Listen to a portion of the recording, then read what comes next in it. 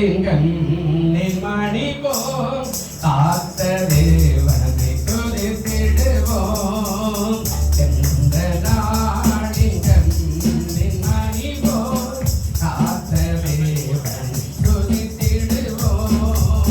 நீதி தயவு திருமை நல்கும் தேவ தேவனை துதித்திடுவோம். நீதி தயவு திருமை நல்கும் தேவ தேவனை துதித்திடுவோம். தேவஜனமே பாடி துதிப்போம். தேவ தேவனை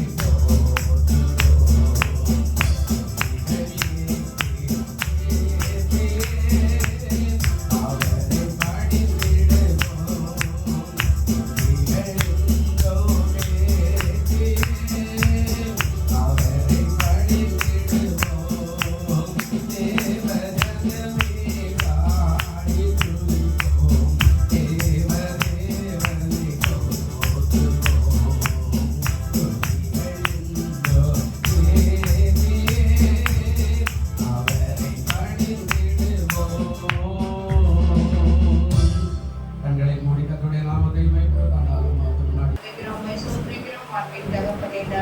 ஆசீர்வதிக்கப்பட்ட மனமகிழ்ச்சி நாளுக்காய் நன்றி செலுத்துகிறோம். இந்த மாதத்தின் முதல் ஆராதனைக்காய் துதிக்கிறோம். ஆண்டவரே பரிசுத்த ஆவியானவர் ஆளுகைக்குள்ளாய் எல்லாவற்றையும் ஒப்பு கொடுத்து ஜெபிக்கிறோம். பாடல்களுக்காய் துதிக்கிறோம். ஆண்டவரே வாழ்க்கைக்காய் ஸ்தோத்திரிக்கிறோம். ஆவியானவரே தேவனுடைய வார்த்தைகளுக்காய் துதிக்கிறோம். ஆண்டவரே பரிசுத்த ஆவியானவர் நாமே எல்லாவற்றிலும் இறங்கி ஆளுகை செய்கிற ஆண்டவரே ஒவ்வொரு பகுதியிலையும் கர்த்தருடைய கரங்களை ஒப்பு கொடுக்கிறோம். பொறுப்பெடுத்து தேவ வல்லமை அபிஷேகம் ஆண்டவரை ஆளுகை எல்லாவற்றிலும் பரிசுத்த ஆவியானவர் ஆண்டு கொண்டு ஆளுகை செய்வதையாய் ஜெபிக்கிறோம். ஆவியானவரை காணிக்கை பகுதி அழைப்பு பகுதி ஆண்டவரை திருவிழு பகுதி எல்லாவற்றையும் பொறுப்பெடுப்பீராக. தெய்வ ஆவியானவர் நேற்றாவது மாதத்தின் பண்டிகையாய் ஜெபிக்கிறோம். கர்த்தர் தாமே ஆண்டவரை பங்கு பெற கர்த்தரை தகுதிப்படுத்தி பரிசுத்தப்படுத்தி ஆராதனையில் பண்டிகையிலும் நாம மகிமை பெற வருகை நினைவு கொண்டு ஆண்டவரே இந்த பண்டிகை பரிசுத்தமாய் அனுசரிக்க தேவன் கிருபை செய்ய பலப்படுத்துக பரிசுத்தப்படுத்தி ஆசீர்வதிங்க. தாழ்த்துகிறோம் கொடுக்கிறோம். இயேசுவின் நாமத்தில் ஜெபிக்கிறோம் எங்கள் ஜீவனுள்ள பிதாவே. ஆமென். மாட்சிமை நிறைந்தவரே மகிழுடன் தொழுதிடுவோம். மகிமை மாட்சிமை நிறைந்தவரே மகிழ்வுடன் தொழுதிடுவோம். பரிசுத்த தேவனமே சுவை பணிந்தே தொழுதுவோம். பரிசுத்த தேவனமே சுவை பணிந்தே தொழுதுவோம்.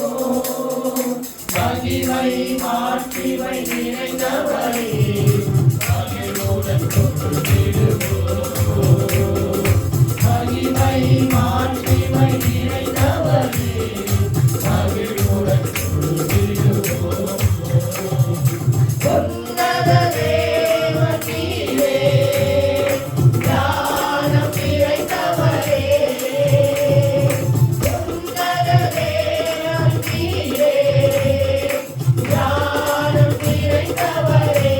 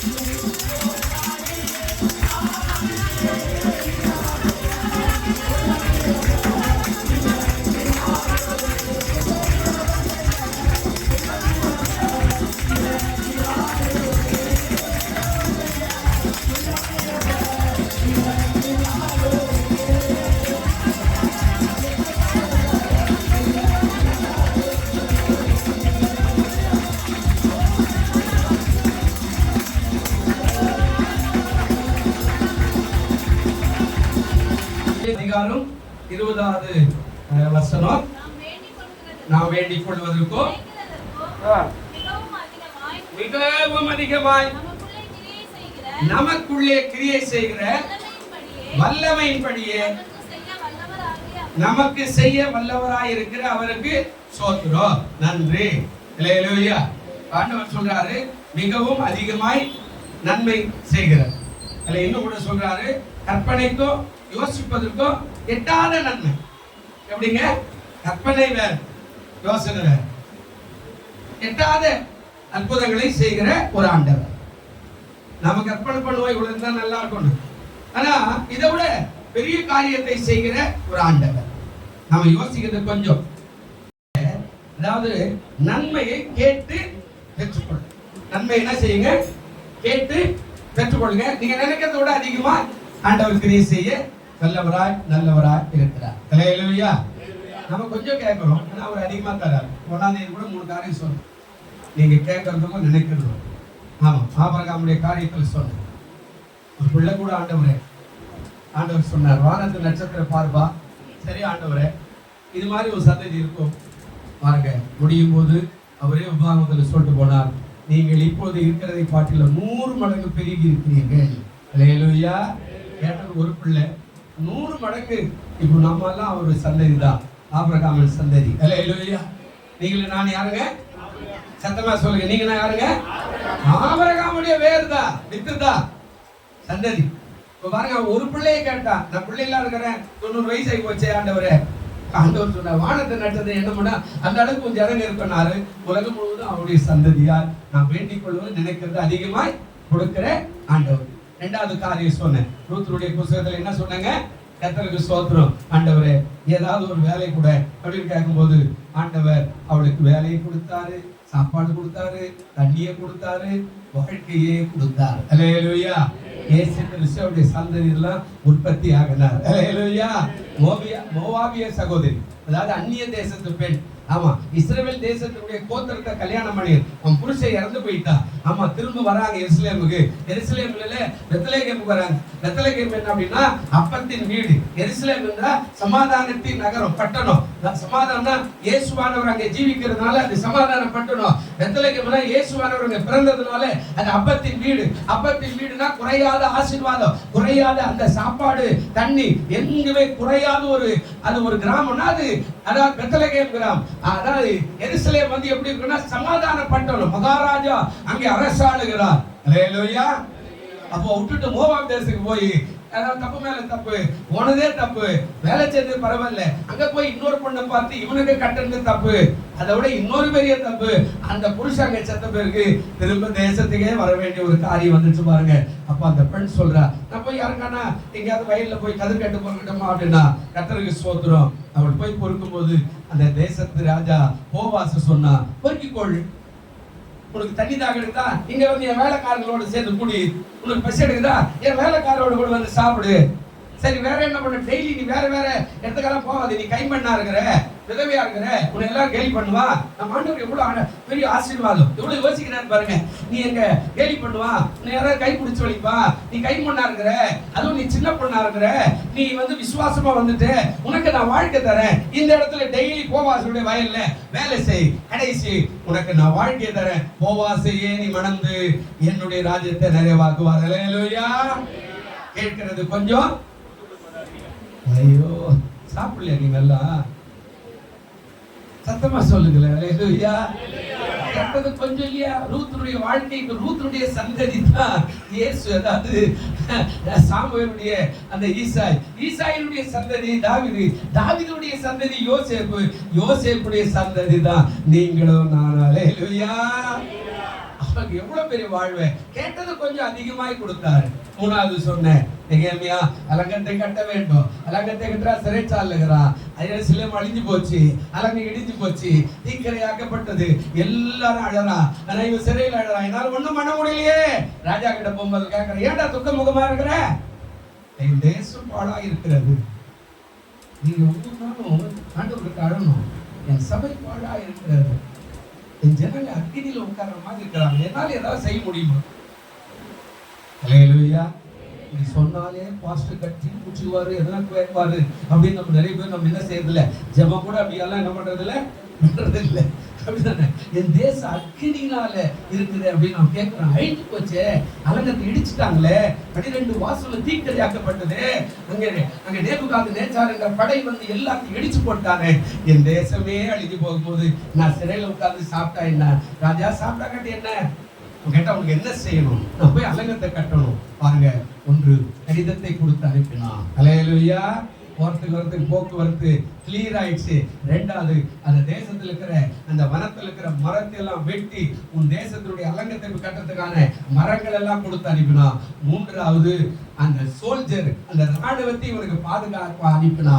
கர்த்தர் நல்லவர். அல்லேலூயா. நீங்க நினைக்கிறதுக்கும் வேண்டிக் கொள்வதற்கும் நம்ம சோல்ஜர் நம்முடைய ஆண்டவர். அல்லேலூயா. எலியா சொல்றாரு, அவர்களோடு இருக்கிறவர்களை பார்க்கிறோம், நம்மோடு இருக்கிறவர்கள் பக்கத்துல கைப்பிடி சொல்லுங்க, உங்களோட இருக்கிறவர் பார்த்து நல்லா சொல்லுங்க. இப்படி பிடிச்சிருக்கு எங்க சோத்து பார்த்தெல்லாம் சொல்லக்கூடாது. நான் ஒரு வீட்டுக்கு போய் ஜாப் பண்ண போனேன். எங்கம்மா உங்க சிஸ்டர், அது எங்கன்னா போய் இந்த பக்கம் மேற்கு பார்த்து சொல்லுன்னு சொல்லும். சரி, அந்த அம்மா போய் எங்கம்மா உங்க சிஸ்டர் கிழக்கு பார்த்து சொல்ல, அது எங்கன்னா போய்கிட்டு இருக்கும். இந்த ரெண்டு பேரையும் ஒன்னா சேர்க்கறதுக்கு இது ஒரு பிசாசு, அது ஒரு பிசாசு. இந்த ரெண்டு பிசாசும் ஒன்னா சேர்க்கறது. நான் ஒன்றும் பேருக்கு சொல்ல, பயங்கரமா பிசாசு. இந்த அம்மாவுக்கு பெரிய பொண்ணுக்கு ஜெபம் பண்ண சின்ன பொண்ணு மேலே ஏறும், சின்ன பொண்ணு ஏறும் இன்னொரு சின்ன பொண்ணு மேலே ஏறும். இந்த அம்மா கூட தெரியும், இது தெருவுதான். பயங்கரமான பிசாசு. நம்ம ஒவ்வொருத்தரையும் ஆட்டோம். இந்த ரெண்டு பிசாசையும் ஒன்னா சேர்ந்து வைக்கிறதுக்கு பல வருஷம் ஆச்சுங்க. ஒன்னா சேர்ந்த உடனே அந்த ரெண்டு பிசாசை விலகிடுச்சு. இந்த ரெண்டு நல்ல சகோதரிகளும் என்ன பிசாசு ஆக்கி வெளியே அனுப்பிச்சிட்டாங்க. அல்லேலூயா. இந்த மக்கள் தலைங்க குருபயம் ஒன்றும் கண்டுக்க முடியாது, அவ்வளவுதான் நம்ம வேலை. இப்ப சொல்லுங்க, அவங்க கையை பிடிச்சிங்க, உலகத்தோடு இருக்கிற மனுஷர்களை பார்க்கலாம் உங்களோடு இருக்கிறவர் நம்மோடு இருக்கிறவர் மிகவும் அதிகமானவர். நீ கவலைப்படாத. கரங்களை தட்டி அல்லேலூயா. நமக்கு தெரியல ஐயா அவங்க இருக்கிறா, அவன் போறா வேலைக்காரன், அவன் போயிட்டு வெளியில வந்து அந்த பூவெல்லாம் பறிக்கிறதுக்கா பழமெல்லாம் பறிக்கிறதுக்கா காலை போனா ஊர் சுத்தி மலை சுத்தி ராணுவம் நிக்குது. இவன் பயந்து போயிட்டான். இல்லடா, இந்த பெரிய மலையிலிருந்து மலை வரைக்கும் மேலே கீழே பலாயிரக்கணக்கான ராணுவம் யாரை பிடிக்கிறது? எலியாவை நிஜமானே மோசம் போயிட்டான்னு திரும்பி வந்து சொன்னோம். அவன் கேட்கறேன், என்னடா நம்ம சுத்தி ராணுவம்? கவலைப்படாதடா, அவரோடு இருக்கிறவர்களை பார்க்கலாம், நம்மோடு இருக்கிறவர்கள் நம்ம சோல்ஜர். அதான் நெகேமியாவுக்கு சொன்னேன். நீ கேட்கறது கொஞ்சமா, அலங்கத்தை மட்டும் சும்மா கட்ட முடியாது, உனக்கு மரத்தையும் கொடுக்குறேன், நீ போக்குவரத்துக்கான கடிதம் கொடுக்குறேன், உனக்கு ஒருத்தரும் தொடாதபடி ராணுவத்தையும் அனுப்புறேன். அல்லேலூயா. அதனால தான் அந்த பாட்டு பாடுறோம் இல்ல, நீ நினைப்பதற்கோ நான் ஜெபிப்பதற்கோ அதிகமாய் செய்திடுவார்.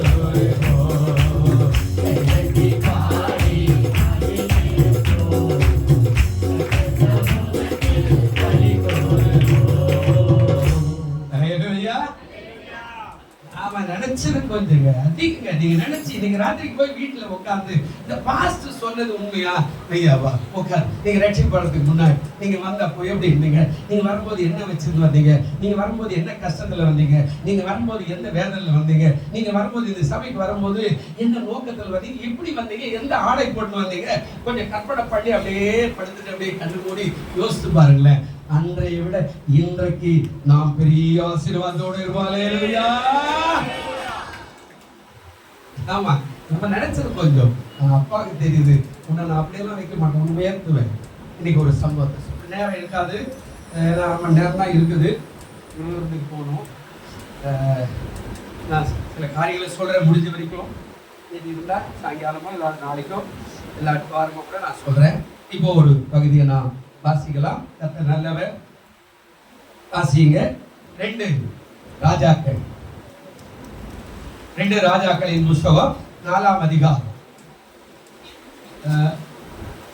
7 பேர் 7 வசனத்தை வாசி. நான் சொல்றேன், 2 ராஜாக்கள் திறந்து கொள்ளுங்க. பைபிள் வச்சுக்கிறவங்க ஆயத்தமா. அதாவது 7 பேர் வாசிக்கணும். ஒவ்வொரு வசனம் ஒரு ஆள். கொஞ்சம் பெரிய வசனம் தான் நீங்க வாசிக்கணும். அதாவது 1வது வசனத்திலிருந்து 7வது வசனம் வரையில 7 பேர் 7 வசனத்தை கொஞ்சம் சத்தமா வாசிங்க. முதல் வசனம் யாரும் வாசிங்க.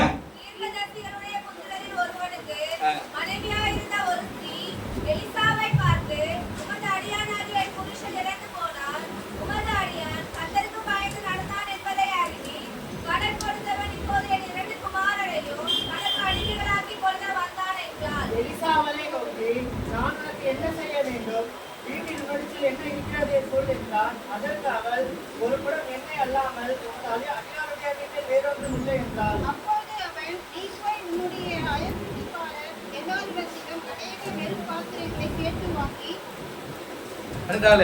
உள்ளே போய் உன் பிள்ளைகளுடன் உள்ளே நின்று கதவை பூட்டி அந்த பாத்திரங்கள் எல்லாவற்றிலும் பார்த்து நிறைந்ததை ஒரு பக்கத்தில் வை என்றான். அவள் அவளிடம் இருந்து போய் தன் பிள்ளைகளுடன் கதவை பூட்டிக் கொண்டு இவர்கள் பாத்திரங்களை அவளிடத்தில் கொடுக்க அவள் அவைகளில் வாசித்தாள்.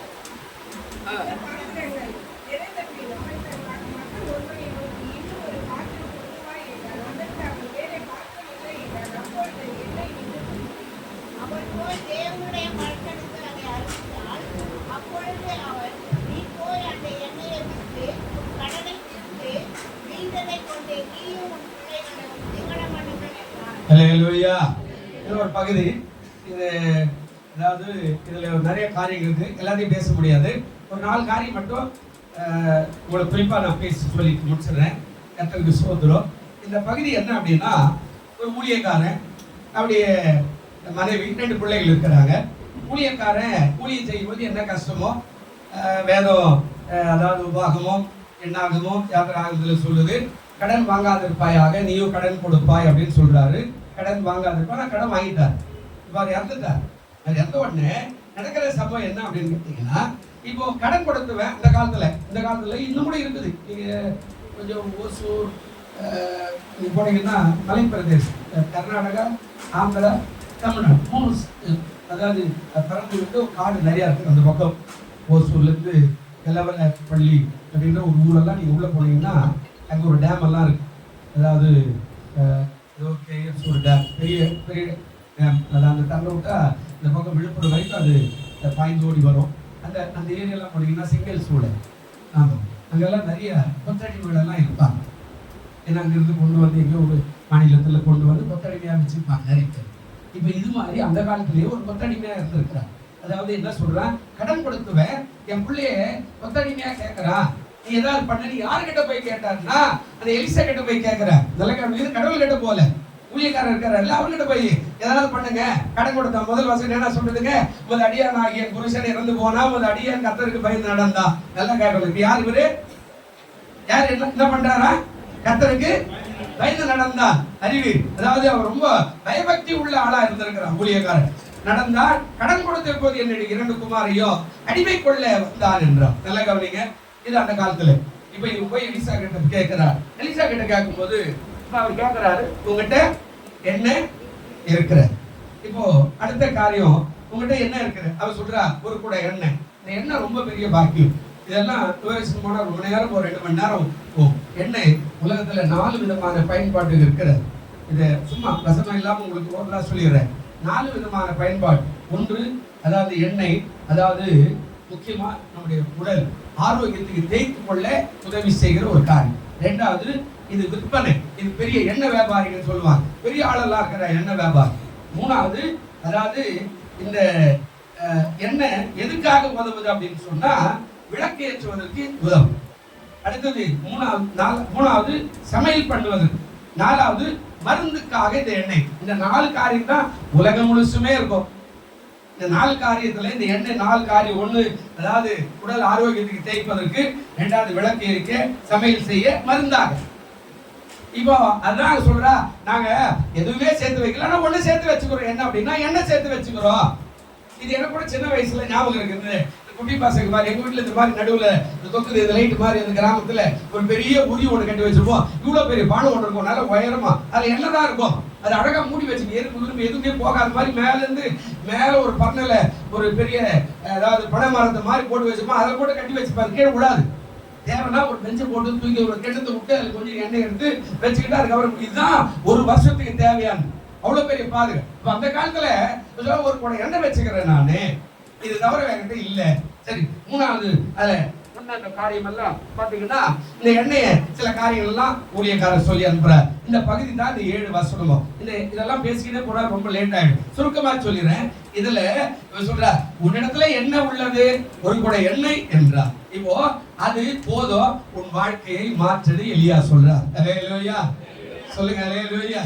ஒரு கூட என்ன போதும் உன் வாழ்க்கையே மாற்றிட முடியும், ஆண்டவரால முடியும். அடுத்த காரியம் அவர் சொல்றாரு, அதாவது சிறு காரியம் கொண்டு பெரியவைகளை கூட இயேசுவானவர் லகுவாய் செய்ய ஆண்டவரால முடியும். அல்லேலூயா. ஏன்னா இடத்துல சொல்றாரு, அவர் லேசான காரியம், யாருக்கு என்ன நன்மை செய்வதற்கு அவருக்கு லேசான காரியம், அது ஒன்றும் பெருசா கிடையாது. இப்போ அடுத்த காரியம் நான் கேட்கிறாரு, தேவனோட உண்மையான விசுவாசத்தையும் தெய்வ பக்தியும் வச்சிருக்கணும். இப்ப நாம எப்படி இருக்கணுமா, தேவனிடத்துல எப்படி இருக்கணும், உண்மையான விசுவாசம், உண்மையான தெய்வ பக்தி. ரெண்டும் ரொம்ப ரெண்டு கண்ணு மாதிரி. சும்மா கடமைக்கு வந்துட்டு ஆமா சில பேர் பைபிள் பார்க்க வர கேள்வி பைபிள் கூட வாங்க முடியாத அளவுக்கு நீங்க இருக்கிறீங்க. உண்மையான விசுவாசம் உங்களுக்கு ஒரு பைபிள் வாங்கும். எனக்கு தெரிஞ்சது ஒரு வேலூர்ல ஒரு ஊழியக்காரருடைய மனைவி வருஷத்துக்கு ஒரு பைபிள் வாங்குவாங்க, புது பைபிள். ஒரு வருஷம் மாத்தி மாத்தி வாசித்து கூடுதலா போட்டாங்க, குறிப்புலாம் வச்சுட்டு அதை யார்கிட்ட வச்சு அடுத்த வருஷம் ஒரு பைபிள் வாங்குவாங்க. பைபிள் அவ்வளவு நேசிப்பாங்க. எனக்கு நம்மளால அப்படியெல்லாம் வாங்க முடியலன்னு வச்சுங்க. ஆனா நீங்க வருஷத்துக்கு ஒரு பைபிள் வாங்கலன்னா கூட எப்பாவது 4 வருஷத்துக்கு 5 வருஷத்துக்கு ஒரு நல்ல பைபிள் வாங்கி உங்களதாய் வச்சுக்கணும். அது சொல்ற உண்மையான விசுவாசமும் உண்மையான தெய்வ பக்தியும் நம்ம ஆண்டவர்கிட்ட இருக்கணும். பெற்றுக்கொள்ள ஆயத்தம். அதுதான் உண்மையான விசுவாசம். சும்மா ஏராளமான விசுவாசம் கிடையாது. ஏதோ வந்துட்டுமா அந்த பாசம் பார்த்துட்டுமா போயிட்டு அதெல்லாம் இல்லை. வீட்டுல ஜபம், ரோட்ல ஜபம், ஆபீஸ்ல ஜபம், வேலையில ஜபம், சபையில ஜபம், குடும்பத்துல ஜபம், எங்கெல்லாம் போய் எங்கெல்லாம் ஜபம். உண்மையான விசுவாசம், உண்மையான தெய்வ பக்தி இருக்கணும். தெய்வ பக்திக்குள்ள ஆளா இருந்தா அந்த பக்திக்குரியவனாக எந்த ஊர்ல போனாலும் காணப்படும். யாருமே பார்க்கல, கண்ணு குடிப்போம். வெளியூர் போறோம் யாருமே பார்க்கல, கண்ணு குடிப்போம். யாருன்னா பார்க்க போறாங்க. உண்மையான விசுவாசம், உண்மையான தெய்வ பக்தி நமக்கு கட்டாயம் இருக்கணும். இப்ப அதான் சொல்றாரு, அதாவது தேவனிடத்துல உண்மையான விசுவாசமும் தெய்வ பக்தி உனக்கு இருந்தா நீ நிச்சயமா இந்த வறுமையிலிருந்து மாற முடியும். அதான் சொல்றார். அடுத்த காரியம், கர்த்தர் அன்றும் செய்தார், இன்றும் செய்கிறார், நாளையும் அவர் நேற்றும் இன்றும் இன்றும் மாறாதவர். அல்லேலூயா. இப்ப நம்ம அப்பா சொல்றார், போதும் அன்னைக்கும் ஆண்டவர் செய்தாரு, இன்னைக்கும் செய்வாரு, நாளைக்கு உனக்கு செய்வார். அதான் விசுவாசம், உண்மையான தெய்வ பக்தி விசுவாசம். நமக்கு அதை இருக்கணும். என்ன காப்பாத்தினாருங்க, இன்னைக்கு என்ன காப்பாத்துவாரு, நாளைக்கு என்ன காப்பாத்துவாரு. அல்லேலூயா. நம்ம அந்த விசுவாசம் இருந்தா தான் கோயிலே வரணும். நீங்க விசுவாசத்தோடு வரணும். அதெல்லாம் இல்ல, உண்மையான விசுவாசம் இருக்கணும். சர்ச்சைங்க அப்படியே சும்மா நம்ம பயராயிடணும். இன்னைக்கு நாம எல்லாத்தையும் மறந்து நான் போய் நல்லா பாட போறேன், நல்லா ஆராதிக்க போறேன், நல்ல கர்த்தருக்கு ஒப்பு கொடுக்க போறேன், அவர் கொடுத்த கிருபைகளை பெற்றுக்கொள்ள போறேன். சர்ச்சைனா லேட்டா வரக்கூடாது. அல்லேலூயா. இவருக்கு இதே வேலையை பிடிச்ச அப்படின்னு நீங்க சர்ச்சைனா லேட்டா வரக்கூடாது. தேவன் உனக்காக தான் சிலுவையில் இருந்தார். கொஞ்சம் தாமதமா இருந்திருந்தா உன்னை பார்வோன் ராஜா கொண்டு போய் அதாவது கொலைக்காலத்துல போட்டுருவாங்கல்ல, அதை முடிக்கிறதுக்கு தான் சீக்கிரமாய் வந்தார். நேர காலம் வச்சுட்டு ஆண்டவர் செஞ்சார். ஆனா நாம எப்ப பார்த்தாலும் அதாவது லேட்டாவே எதுவும் செய்யக்கூடாது. இப்ப அடுத்த காரியம் அதை சொல்றாரு. என்ன சொல்றாரு, அவர் நேற்றும் செய்தார், இன்றும் செய்தார், நாளையும் செய்தார், அவர் மாறாதவர். அல்லேலூயா. அவர் யாருங்க, மாறாதவர். அவர் நேற்றும் இன்றும் என்றும் யாரா இருக்கிறார், மாறாதவர். அவர் என்னுடைய அதாவது ஆதி பாட்டம் கூட்ட காலத்திலையும் அவர் தான் தேவன், என்னுடைய காலத்திலே அவர் தான் தேவன், இனி என்னுடைய பேர பிள்ளைகள் காலத்திலேயும் அவர் தான் தேவன். அல்லேலூயா. இந்த ஆண்டவரை நம்ம அப்படிதான் பார்க்கணும். அதுதான் அங்க சொல்றாரு. அடுத்த காரியம் தான் அந்த எண்ணெயுடைய பயன்பாடு. 4 காரியம். இப்ப இந்த 4 காரியம் இதுக்குள்ள இருக்கிற இன்னும் நிறைய இருக்குது, அதெல்லாம் என்னால் நேரம் இருக்காது. ஏன்னா எனக்கு நேரம் இப்போ 15 நிமிஷத்துல நான் சொல்றேன். 4 காரியம் எலிசாவோட முறையிடுகிறாள். அவள் என்ன முறையிட்டா? 1 வேண்டுதல். அல்லேலூயா. 1வது வசனத்துல என்ன சொல்றாங்க? பதில் கொடுப்போம். அந்த 1வது வசனம் என்ன சொல்றார்? தீர்க்கதரிசியுடைய புத்திரரில் ஒருவனுக்கு மனைவியார்ந்த ஒரு ஸ்திரீ எலிசாவை பார்த்து, உமது அடியானாகிய என் புருஷன் இறந்து போனா, உமது அடியான கர்த்தருக்கு பயந்து நடந்தான் என்று அறிவி. கடன் கொடுத்தவன் இப்போது என்னிடத்துல குமாரனை கேட்கிறான், நீ ஏதாவது செய்ய முடியுமா? அல்லேலூயா. சொல்லுங்க அல்லேலூயா. நாம் நினைக்கிறதற்கும் வேண்டிக் கொள்வதற்கும் அதிகமாய் கிரியை செய்ய போகிறார். இவர் சொல்றார், இது மாதிரி முதல் காரியம் வேண்டுதல், ஜெபம்.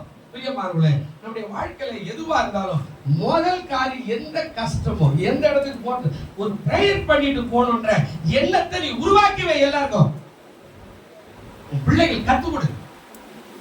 ஆமா, நாங்க ஒரு சில பிரயாணங்கள் வெகு தூரத்துல போயிருக்கிறோம், ஆயிரக்கணக்கான கிலோமீட்டர். கடந்த நாள் கூட நான் கோயம்புத்தூர், ஊட்டி எல்லாம் மலைகள்ல போனேன். யானையும் புளிய சிங்கம் வர அந்த ஐயா மனைவி அந்த கார் எடுக்கும்போது அந்த பிள்ளைகளுடைய தலைமையில கை வச்சு ஒரு சிலுவை போட்டு இவரு ஜெபம் பண்ணிட்டாரு, நான் ஜெபம் பண்ணிட்டேன். ஆமா, கார் நல்லா போகணும், நல்லா போட்டு ஆண்டு. அந்த அம்மா தன்னுடைய பிள்ளை மேல விசுவாசம் முதல் நிக்க வச்சு எல்லாம் ஆயுதமா கார்ல போய் உட்காந்து ஒரு ஜெபம் பண்ணி ஒரு சிலுவை போட்டு, மகனே நல்ல முறையில ஊழியத்தை செஞ்சுட்டு வா. அல்லேலூயா. என்னைக்காவது உன் பிள்ளைக்கு செஞ்சுக்கிறியா? பள்ளிக்கு போகும்போது என்னைக்காவது வேலைக்கு போற உன் பிள்ளைக்கு செஞ்சுக்கிறியா? என்னைக்காவது புருஷனுக்கு அது மாதிரி செஞ்சுக்கிறியா? என்னைக்காவது மனைவி வேலைக்கு போகும்போது மனைவி தலைமையில் கை வச்சு பிளஸ் பண்ணி அனுப்பிச்சுக்கிறியா? நான் போறதே பெரிய கஷ்டம். இல்ல வேற பொண்டாட்டிக்கு வேற சிலுவை போட்டு சொல்றாரு. அல்லேலூயா. ஆண்டவர் சொல்றாருங்க இங்க என்ன சொல்ற, முதலாவது வேண்டுதல். நின்று ஜெபம் பண்ணி, ஆண்டவரே நான் வெளியே போறேன், என் பிரயாணம் எளிதா இருக்கட்டும். அல்லேலூயா. நீ மார்க்கெட்டுக்கு போ, மீன் வாங்கறதுக்கு போ, நீ வேற ஏதாவது வேலைக்கு போ, நீ எங்க போனாலும் ஜெபம். ஒரு வசனம் வாசிங்க. என்ன சொல்றார்? யாத்திராகமத்தின் புத்தகம் 2ஆம் அதிகாரம் 23வது வசனம் என்ன சொல்றாரு பாருங்க, வாசிங்க சீக்கிரமா. நான் வேகமா முடிக்கணும் இல்ல. யாத்திராகமம் 2ஆம் அதிகாரம் 23வது வசனம். சில காலம் சென்ற பின் மரித்தான், தவித்து முறையிட்டுக் கொண்டிருந்தார்கள். அவர்கள் அடிமைதனத்திலிருந்து முறையிடும் சத்தம் தேவ சந்நிதியில் என்ன செய்தது? இன்னைக்கு ஜெபிக்க ஆரம்பிச்சனா விடாமல் ஜெபம் பண்ணு. காலம் வரும்போது தேவ சந்நிதியில் எட்டும் பதில் உன்னை வந்து சேர்த்து விடும். அல்லேலூயா. சொல்லுங்க அல்லேலூயா. நான் நினைக்கிறதுக்கு வேண்டிக் கொள்வதற்கு அதிகமாய் கிரியை செய்கிற காலம் ஒன்று வருகிறது. அது வரும். அந்த காலம் வச்சுக்கிறாங்க. சும்மாவே எல்லாமே மரம் வச்சுட்டா எல்லாம் அதெல்லாம் வராது. அந்த காலம் ஒன்று இருக்குது பாருங்க, அது வரும்போது உனக்கு கனி கொடுக்குமே. அப்ப இன்னைக்கு ஆரம்பிக்கிற ஜெபம் எல்லா இடத்துலும் சின்ன சின்ன பிரேயர், பெரிய பெரிய பிரேயர். ஊழியக்காரர்கிட்ட வந்து விசுவாசம் நேரா கோயில்ல போலவா, ஊழியக்காரர்கிட்ட நேரா வரா. இந்த ஊழியக்காரர் சொன்னா என் குடும்பத்துல ஏதாவது நன்மைக்கும் நன்மை. ஊழியக்காரர் மேல அவ்வளவு விசுவாசம் வச்சிருக்கிறா. நீங்க நம்மள இவரு ஒன்று செய்தி கிடையாது. நம்ம பக்கத்துல வந்து உட்காரங்களே பார்த்து சொல்லு, நீங்க பாஸ்ட் வீரியமா பேசுவாரு, அவருக்கு வந்து லைக் பட மாட்டார். சினிமாக்காரன் சொன்னா அதுக்கெல்லாம் இவர் ஒத்து வர மாட்டார். இப்படி எல்லாம் சொல்லி விட்டுருவோம். அது அதுக்கப்புறம் அடுத்த வாரம் சபைக்கு வர மாட்டார். அவளுக்கு விசுவாசம். எலிசா அற்புதத்தை செய்கிறவர், இவருக்கு ஏதாவது செய்ய முடியும் வந்து அவன் வேண்டுதல் செய்தாலே சில காலம் சென்ற பின்பு கர்த்தர் அடிமைதனத்துல முறையிடுகிற சத்தத்தை என்ன செய்தாருங்க? பிரியமானவர்களே, நீ விண்ணப்பம் பண்ணுகிறானா எப்போதும் காணப்படும். சபைக்கு வந்து முதல்ல முட்டி போட்டு என் ஆவி ஆத்துமா சரீரத்தை அர்ப்பணிக்கிற ஆண்டவரே இன்றைக்கு என்னோட பேசும். அல்லேலூயா. நீ அப்படி பழகணும்.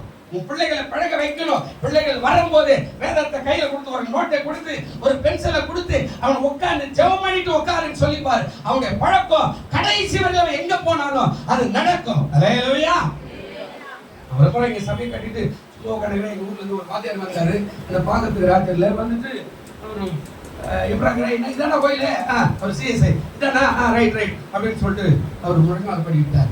ஜெபம் பண்ணிட்டு ஆண்டவரே இந்த கோயில் ஆசீர்வதி சிம்பிளா ஒரு ஜெபம் பண்ணிட்டு ஒரு சின்ன காணி போட்டு போய் நின்றுட்டார்.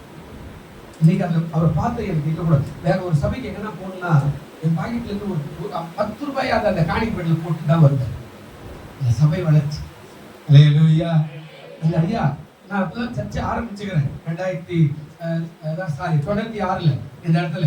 அவர் வந்து பார்த்துட்டு ஜெபம் பண்ணிட்டு அந்த காணிக்கு போட்டு போனாங்க. எதுக்கு போட்டாரு? ஒரு முன்னேறம் பாவியான உணர்த்துல ஒரு சபைக்கு போனேன்னா ஜெபம் பண்ணிட்டு ஒரு 10 ரூபாய் காணிக்கு போட்டு வா, அந்த காணிக்கு அந்த ஊழியக்காரனுக்கு பிரயோஜனமா இருக்கும். அல்லேலூயா.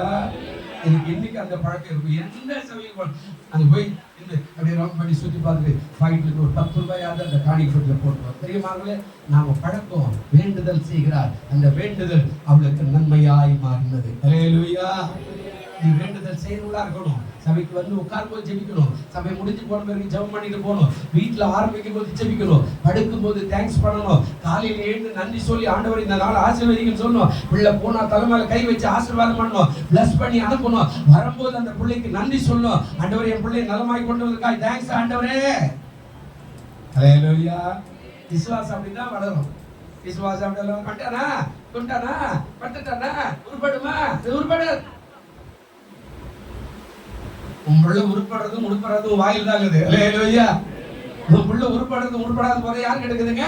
உன் வாயில் தான் இருக்குது. வாயில் வார்த்தை தான் அது மாத்தோம். ஆசீர்வாதம். முதல்ல அவன் ஜெபித்தா யார்கிட்ட? ஊழியக்காரனா இருக்கிற எலிசாவிடம். நீங்க நிறைய அந்த பிறந்த நாள் திருமண நாளுக்கெல்லாம் கார்டெல்லாம் கொடுத்தேன். யாரும் அது ஒரு ரெஸ்பான்ஸே கொடுக்காதனால அதை அப்படியே ஸ்டாப் பண்ணிட்டேன். கட்டா போய் சில புக்ஸால தேடி தேடி வாங்கிட்டு வந்து உங்களுக்கு பிறந்த நாள் ஏற்பி நிற்க வச்சு ஒரு கார்டு கொடுத்து பிளஸ் பண்ணி ஒரு ஜெபம் பண்ணி ஆசீர்வாதம். அது சில பேர் எழுந்து நிற்கிறதுக்கே வெக்கப்பட்டு அதை வாங்குறதுக்கே வெக்கப்பட்டு இவர் என்ன ஒரு கார்டை கொடுக்குறாரா, ஒரு வசனம் கொடுக்குறாரா, வேற என்ன தங்க வெள்ளிமா என்னால் கொடுக்க முடியும்? அல்லேலூயா. அதெல்லாம் என்னால் கொடுக்க முடியாது. அது மாதிரியெல்லாம் கொடுக்கறதுக்கான வாய்ப்பு எனக்கு கிடையாது. ஆமா, நான் இதெல்லாம் ஓப்பனாவே சொல்லி கொடுவேன். சில பேருக்கு அதெல்லாம் என்னால் கொடுக்க முடியாதுங்க. சோறு போடுற கதை கூட கிடையாதுங்க. இன்னைக்காவது ஒரு நாள் வருஷத்துல ஒரு முறை 2 முறை சும்மா அவர் சோறு போடுறாரு இவர் சோறு மாசம் அதெல்லாம் என்னால் போட முடியாது. விசுவாசத்துல வளரு, சோத்துக்காக வளராத. ஆண்டவர் சொல்றார், வேண்டுதல் உன் வாழ்க்கையில் எப்போதும் ஜெபம் பண்ணுகிற அனுபவம் உனக்கு இருக்கணும். எப்போதும் ஜெபிக்கிற அனுபவம். அந்த ஜெபம் தான் ஊழியக்காரர்கிட்ட போய் கேட்கிறா, ஏதாவது எலிசாவே என் குடும்பத்துக்கு ஏதாவது செய்யும். கர்த்தர் பார்க்கிறார். அந்த பகுதியில 2வது பகுதி அது சொல்றார். 2 ராஜாக்கள் 4 2வது வசனத்துல அவர் பேசுறார். என்ன பேசுறார்? உங்ககிட்ட என்ன இருக்குது? என்னப்பா 2 ராஜாக்கள் 4:2 என்ன சொல்லுதுங்க? உங்ககிட்ட என்ன இருக்குது?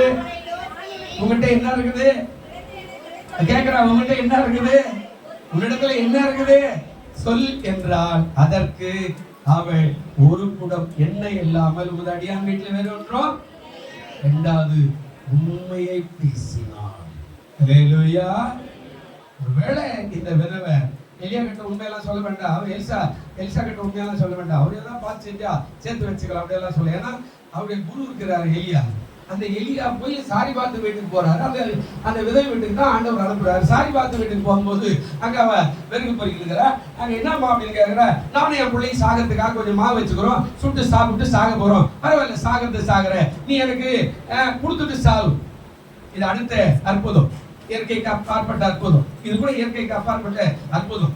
இந்த பேசுகிறது கூட சொன்ன ஆண்டவரே நாங்களே சாவலாம், பரவாயில்ல சாகு, முதல்ல எனக்கு கூட எனக்கு கொடுத்துட்டு சாகு. முதல்ல போய் தண்ணி கொண்டா, அதுக்கப்புறம் ஒரு அடை கொண்டா. இப்ப அந்த 2 பேருக்கு 2 அடைக்கு பதிலா 3ஆ சுடுறா, இல்ல 2ஆ சுடுறா, இல்ல 1ஆ சுடுறா, பாதியா பிக்கிறதுக்கு பதிலா 3ஆ பிக்கிறா. எட்டு அந்த ஊழியக்காரர்கள் கூட அவன் சாப்பிட்டு போட்டு திருப்தியா சொல்றா, அந்த வறட்சி முடியும் வரையில உன் வீடு ஆசீர்வதிக்கப்படும். அல்லேலூயா. ஒருவேளை யோசிச்சிருப்பா, எலியாவே அப்படி கேட்டா. எலிசா ஒருவேளை கேட்டா என்ன பண்ண சொல்லாம கரெக்டா சொன்னா, என் வீட்டுல ஒரு கூட எண்ணெய் இருக்கிறது அப்படின்னு உண்மையை பேசினாள். 1 சாமுவேல் 26-23 வாசிங்க. 1 சாமுவேல் 26-23 வசனம் இருக்கிற பாருங்க, கொஞ்சம் வாசிங்க சீக்கிரம்.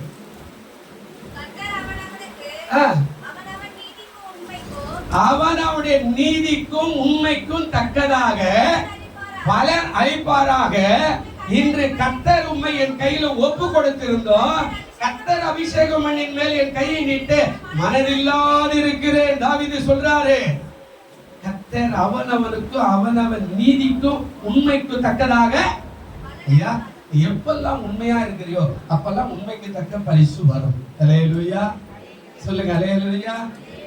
உண்மையில எப்போதும் பொய் பேசினா பொய்க்கு ஏற்ற பலனும் வரும். சொன்னா என்கிட்ட ஒரு கூட என்ன இருக்குது ஆண்டவனே, யாரும் இல்ல, பிள்ளையே கடங்காரனாகிறான். அந்த எஜமான் வந்து கடங்காரன் போய் அடிமையா கேட்கிறான். இவனை 2 பிள்ளையும் அடிமையாகிட்டு நான் என்ன பண்ண முடியும்? நானும் சாகணும், நான் என்ன பண்றது, நீ ஊழியக்காரன் தானே, ஏதாவது செய்யும், ஏதாவது ஆலோசனை பண்ணுவோம், ஏதாவது செய்யுங்க அப்படின்னு சொல்லிட்டு அவன் நிற்கிறா. அப்பதான் கேட்டா, அவங்ககிட்ட என்ன இருக்குதுன்னா, அவன் உண்மையை பேசினான். பிரியமானதே போல நாம் எப்பொழுதும் உண்மையை பேச கற்றுக்கொள்ளுங்க, உண்மையாய் நடக்க கற்றுக்கொள்ளுங்க, உண்மையாய் வாழ கற்றுக்கொள்ளுங்க. கொஞ்சம் கஷ்டமா கூட இருக்கும், ஆனாலும் அதற்கேற்ற பலனை ஆண்டவர் கொடுக்க வல்லவராய் இருக்கிறார். அல்லேலூயா. அதே ஊர்ல 2 பேர் வச்சிருந்த ஒரு சபையில அந்த ஊழியக்காரர் வேலை செய்யறவரு, அவரு காத்துக்கு ஒரு தடவை வருவாரு. 2 பேர் படுத்துக்கிறோம். ஆமா, 2 பேரும் சபையில படுத்துக்கிறோம். ஒருத்தர் பக்கம் ஒருத்தர் அந்த பக்கம். தூங்கி எழுந்துக்குவாரு. அந்த பாய் என்ன பண்ணுவார், சர்றன்னு காலில் அப்படி வலிப்பார். இதே ஊர்ல இடமெல்லாம் சொல்ல விரும்பல, சர்றன்னு ஒரு செத்து ஓரமா தள்ளிட்டு அவர் போயிடுவார். நான் தூங்கி எழுதி எல்லாத்தையும் சுத்தமா எடுத்துட்டு தெரிவிட்டு அந்த மூணுல சாட்டிக்குவோம். கேட்டேன், ஏன்டா அப்படி எல்லாம் பண்றேன்?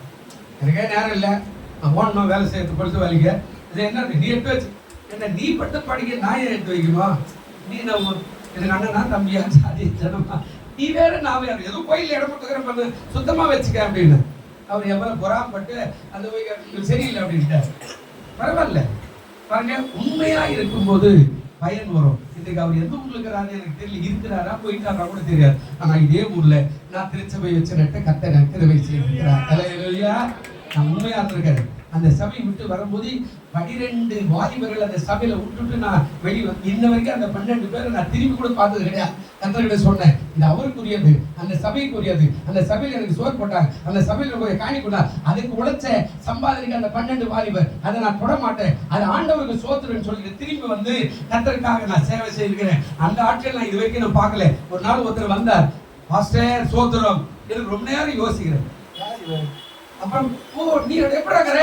நான் இப்போ குடுவாஞ்சேரியில் இருக்கேன். Very good very good. நான் கூலிஞ்சேர். நல்லதுடா, சந்தோஷம். ஒரு நாளைக்கு வரீங்களா? வரேனே. எல்லாம் கவனிங்க. வராபாத்து நான் இது வரைக்கும் போல. உண்மையா இருந்தேனா உனக்குரிய பலனை கட்டாய் நீ பெற்றுக்கொள்வேன். அல்லேலூயா. கடத்துல உண்மை, வேலையில் உண்மை, வியாபாரத்துல உண்மை, மனைவிக்கு என்ற ஸ்தானத்தில் உண்மை, புருஷன் என்ற ஸ்தானத்தில் உண்மை, பிள்ளைகள் என்ற ஸ்தானத்தில் உண்மை, பெற்றோர் என்ற ஸ்தானத்தில் உண்மை, சபை என்ற ஸ்தானத்தில் உண்மை, ஊழியக்காரர் என்ற ஸ்தானத்தில், உலகத்தினுடைய வேலையில் உண்மை, உலகத்தினுடைய வியாபாரத்துல உண்மையாயிரு, உனக்குரிய ஆசீர்வாதம் கட்டாயம் வந்துவிடும். அல்லேலூயா. சொல்லுங்க அல்லேலூயா. நான் மேன்மைப்படுத்த சொல்லல, இந்த பாய் விஷயத்துல சும்மா சொன்னேன். ஏன்னா டெய்லி படிக்கிற அந்த பாய் எடுத்து வச்சுட்டு போலாம், ஏன் காலில் வச்சுட்டு போற? அதுவும் தேவ சமூகம், உன் வீடு கூட இல்லையடா, இது தேவ சமூகம் இல்லையா? அதை நீ அப்படி எடுத்து வச்சுட்டு போலாமே. அவர் எங்க போனாரு எனக்கு தெரியாது. அதான் இதே ஊர்ல இங்கே என் தலை எண்ணெயால அபிஷேகம் பண்ணி வச்சுக்கிறார். அல்லேலூயா. பெரும் பாராட்டல. அதான் சொன்னார், உண்மை உள்ளவனை கர்த்தர் ஆசீர்வதிப்பார். பைபிள்ல புதிய ஏற்பாடுல சொல்லும்போது சொன்னாரு, உள்ளதை தைரியமா சொல்ல முடியுமா? உள்ளதை உள்ளதென்றோ இல்லதை இல்லதென்றோ சொல்லுங்க. இதற்கு மிஞ்சினது தம்பி என்னது? இதற்கு மிஞ்சினது இதுக்கு மிஞ்சினது எதுவோ உள்ளதை சொல்லியா? நம்ம ஃப்ரெண்ட்ஸ் கிட்ட ஏன் பேசுறாங்க? நம்ம அப்பா அம்மா கூப்பிட்டு, நீ அவளுக்கு ஃப்ரெண்டு தானே, ஆமா ஆண்டி சொல்ல பண்றா, வீட்டு மதிக்க மாட்டேன்றா, சோத்துற மாட்டேன்றா, சரியா? என்ன பிரச்சனை? அண்ணன் கிட்ட போய் கேட்க மாட்டான், அக்கா கிட்ட கேட்க மாட்டான், தங்கச்சி கிட்ட. யார்கிட்ட உண்மை சொல்லுவான் இந்த அம்மா? இந்த தம்பி யார்கிட்ட உண்மை சொல்லுவான்? யார்கிட்ட?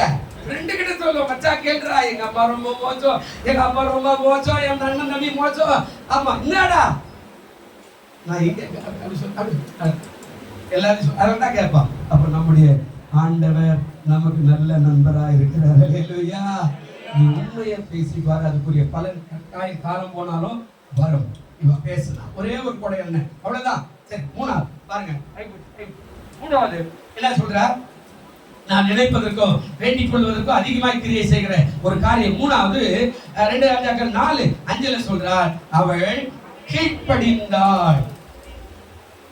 எலிசா சொன்னது போய் செய்தா. அவள் இடத்துல இருந்து போய் தன் பிள்ளைகளுடைய கதவை பூட்டிக் கொண்டு இவர்கள் பாத்திரங்களை இடத்துல கேட்டு கொடுக்க அவள் அவைகளில் வார்த்தை வைத்த சொன்னா என்ன சொல்லி அமிச்சா?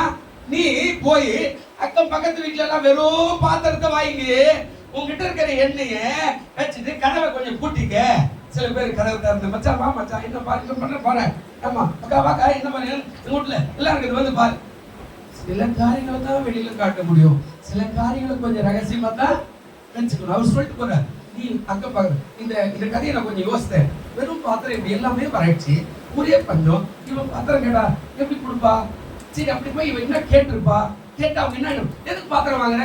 நான் வியாபாரம் பண்ண போறியா? பாத்திரம் கடை வைக்க போறியா? அப்படி கேட்டிருப்பாங்க. அதெல்லாம் கொடுக்க முடியாது அப்படின்னா. ஆனா அதுக்கு இன்னொரு வேதத்துல ரொம்ப நேரம் கழிச்சு இதை நான் தியானிச்சு எடுக்கும் போது ஒரு வேதத்துல வருது, அவள் அதாவது எப்படி வாங்கினார் அப்படின்னு சொன்னா, அந்த பாத்திரத்தை குறிச்சு அந்த வேத பகுதியில் எப்படி சொல்லுது, அவள் எப்படி வாங்கினான்னா, அதாவது அந்த கடன் வாங்குறதுக்கு என்ன சொல்லுவோம்? கடன் வாங்குறது இஎம்ஐ கொடுங்க. ஒரு கடை ஒண்ணு தவணை முறை, இன்னொரு முறை ஒண்ணு இருக்குது.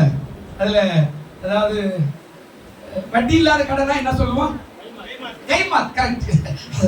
அந்த ஒரு வேதத்துல அப்படிதான் இருக்குது. அது என்ன சொல்லுன்னா, இவள் போய் கைமாற்றாக அதை வாங்கினார், இதை கொடுங்க நான் அப்படியே கொடுத்துறேன் அப்படின்னு சொல்லி கைமாற்றா இந்த பாத்திரங்கள்லாம் ரொம்ப கஷ்டம். நீ சொல்லிட்ட போய் வெறும் பாத்திரங்கள் எல்லாம் ஊரே பஞ்சம், சாப்பாட்டுக்கு இல்லாத வழி இல்லாத போராடுக்குது. ஆனா ஒரு பக்கம் சில ஆட்கள் நல்ல வசதியாகிறா, நீ போய் எல்லாரும் வீட்டு போய் கேட்டுப்பா, கடைக்காரர் வீட்டுக்காரர் மனைவி தான் இந்த எடுத்துப்பா, 2 பாத்திரம் எடுத்துப்பா, 3 கூட எடுத்துப்பா, வச்சுப்பா. ஹல்லேலூயா. நீங்க நல்ல யோசிச்சு பாருங்க, கற்பனை பண்ணி பாருங்க, வச்சுப்பா. கடைக்காரர் போய்க்காரர் கொண்டாடி மாதிரி இருக்குது, இந்த எடுத்துப்பா, எடுத்துப்பா, எடுத்துப்பா. தூக்கி வீசினதெல்லாம் கர்த்தர் ஆசீர்வாதமாய் மாற்றிட்டார். ஹல்லேலூயா. அப்படிதாங்க சொல்லுது. தூக்கி வீட்டுறதெல்லாம் எப்படி ஆயிட்டா, அதாவது வேண்டாம் என்று தள்ளின கல்லே மூளைக்கு அது எப்படி ஆயிட்டுதா, தலைக்கல்லா ஏசுவாயா இவர் ஏசுனாரா அப்படின்னு சொல்லி தள்ளின அந்த கல்லுதான் இன்றைக்கு உலகத்துக்கு தலைக்கு மூளைக்கல்லாக ஆண்டவர் மாத்திட்டார். கிறிஸ்துவுக்கு முன்னாடி, கிறிஸ்துவுக்கு. ஹல்லேலூயா. இப்போ 3வது என்ன நடக்குது அப்படின்னா, 3வது கீழ்ப்படிந்தார். சொன்னதை அவள் என்ன செய்தால்? கீழ்ப்படிந்தார். ரொம்ப அவசியம். ஒரே ஒரு வசனம் வாசிங்க. அது 2 சாமுவேல் 15:22. அந்த 3வது 4வது பகுதியில் வாசிக்கிறேன். அப்பதான் உங்களுக்கு கொஞ்சம் எல்லாருக்கும் கொஞ்சம் 10 மணி ஆயிடுச்சு, ஒரு 5 நிமிஷம் பாருங்க, வாசிங்க. என்ன சொல்றாரு? 2 சாமுவேல் 15:22 என்ன சொல்றாரு? அதாவது அப்போது தாவீது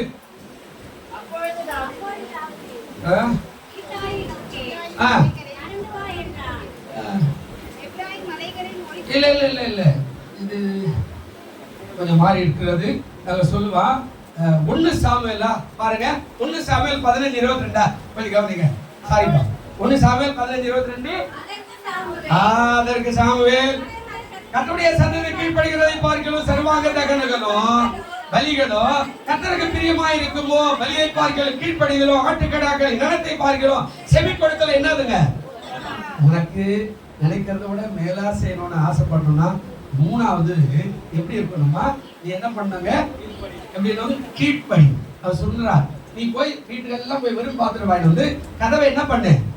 ரொம்ப அவசியம்.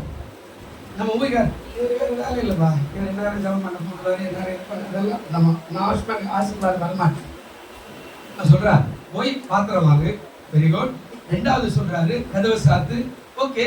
3வது நீ இப்ப எண்ணெயை சாய், ஒரு பாத்திரமா கொடுத்துட்டேன்னு சொல்லு, நீ ஊத்திக்கிட்டே இரு அப்படின்றா. நல்லா கவனிக்கணும்.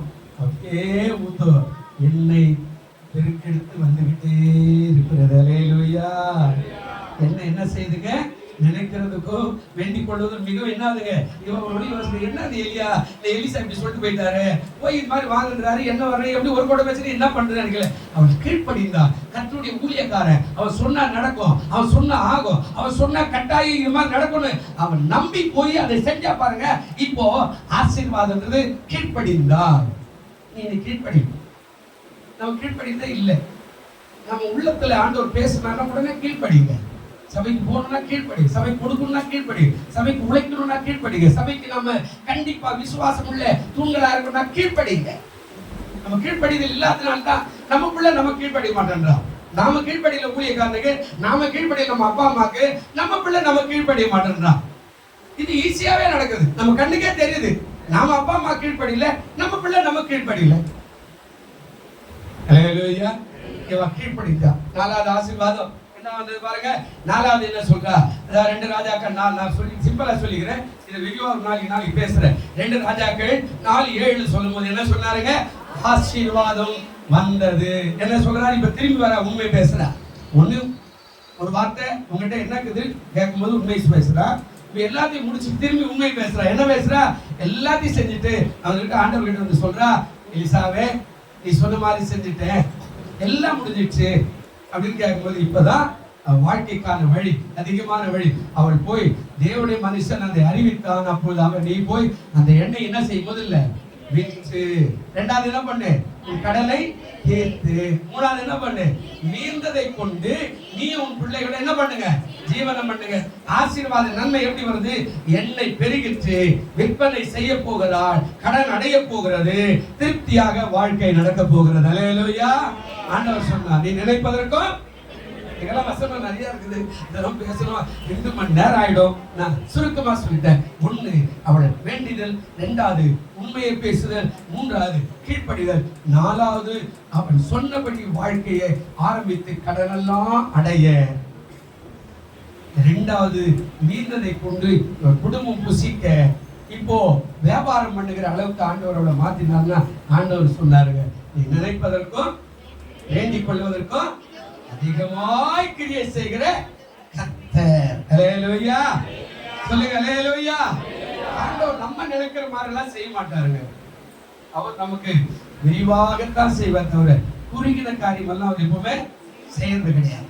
நம்ம கேட்டது கொஞ்சம் அதிகமா, நம்ம மேல அவ்வளவு அன்பு வச்சுக்கிறார், நமக்கான தரிசனம் இருக்குது, நமக்கான நோக்கம் வச்சுக்கிறார், நமக்கான திட்டம் வச்சுக்கிறார். அந்த திட்டத்தை சரியா செய்யும் போது நாம கேட்டதை விட 2 மடங்கான ஆசீர்வாதம் தான். அல்லேலூயா.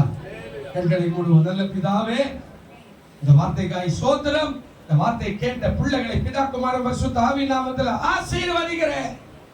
நாங்கள் கேட்பதை காட்டிலும், நாங்கள் நினைப்பதை காட்டிலும் எங்களுக்கு மிகவும் அதிகமாய் கிரியை செய்கிற கர்த்தராய் இருக்கிறபடினால் உமக்கு நன்றி செலுத்துகிறோம். கர்த்தர் கிருபை செய்யும், ஆசீர்வதி. இயேசுவின் நாமத்தில் வேண்டிக் கொள்கிறோம் நல்ல பிதாவே. ஆமென், ஆமென்.